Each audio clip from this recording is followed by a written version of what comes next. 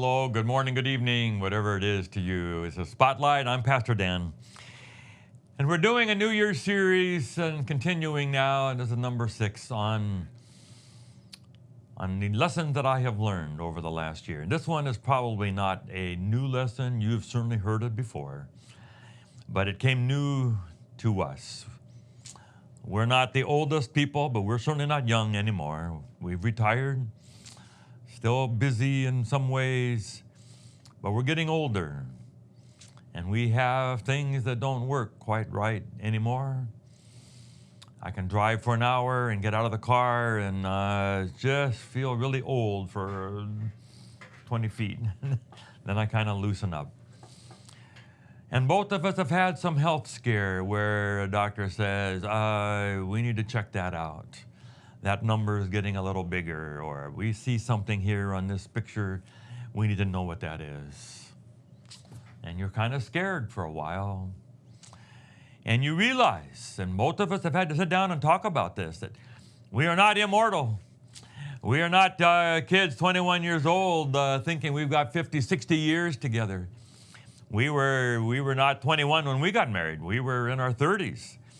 And, you still think, we probably have good 50 years together. We might not.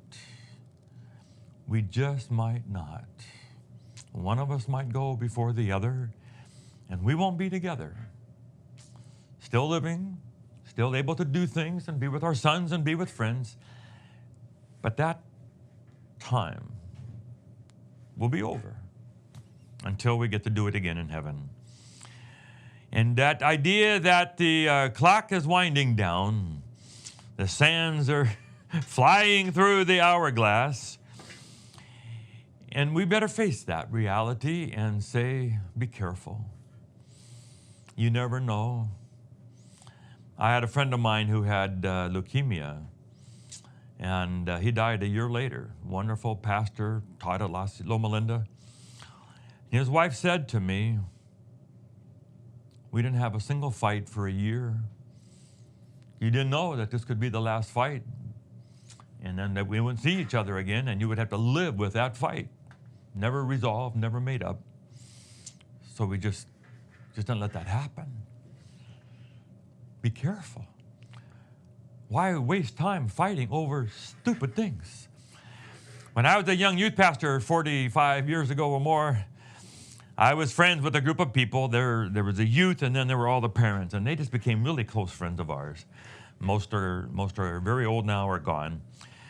But I loved them, and there was one who was kind of smart, but acerbic, had kind of a jaundiced view of many things. But he threw out an idea one Sabbath afternoon. I'll never forget it. He said, let's just say that you got a letter from a lawyer, and it says, you have an uncle that maybe you didn't really know, and he had a castle mansion in Switzerland, and he died, and he has left it to you.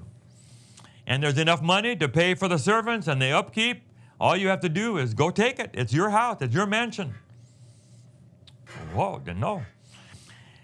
So you pack up your stuff, and you sell your little house here, and you're packed up, and the bags are by the door, and you're ready to go to the airport, and you look out your window, and the neighbor's dog is making a mess on your front yard. What are you going to do with that? And he said, you're going to go out there and go crazy and yell and scream and go nuts over this thing. You're getting in the car to go. You don't care about this place anymore. You're going to Switzerland. This doesn't matter. This is trivia compared to what I'm doing. We call it reframing. When this little incident by itself seems so big, but when you reframe it to say, there's a much bigger picture.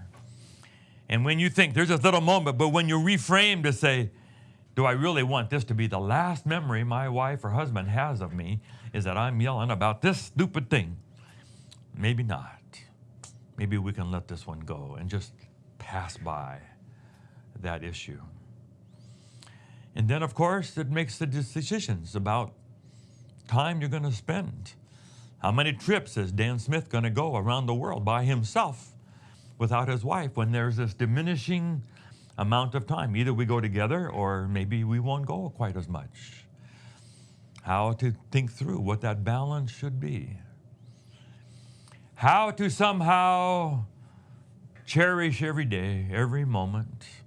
Think about the relational consequences of every decision and say, let me not waste these moments. Let's get the most out of every day. Let's have as many great experiences as we can, create as many memories, have as many moments sitting, watching sunsets on beaches, sitting at the table, having a hot drink, reading the paper and talking together. Whatever it is, doesn't have to cost a lot of money. But we're looking at the big picture, and these moments are becoming fewer and fewer. There's an end game here. Take them seriously. Start well back here if some of you are young. Take these moments and days. That's a lesson we have relearned in a new way last year and this week. God bless you as you think about it for next year. God bless.